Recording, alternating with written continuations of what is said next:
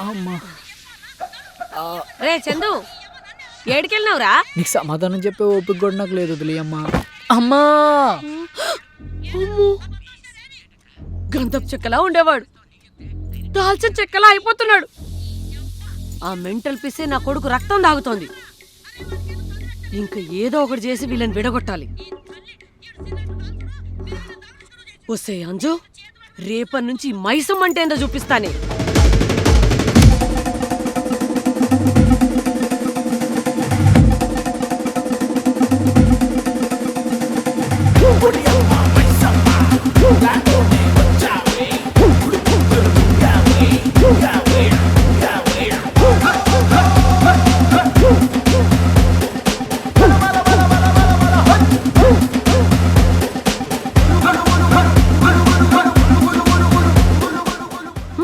Mental పిస్తానా, ఇప్పుడెలా ఎక్కుతావో చూస్తానే.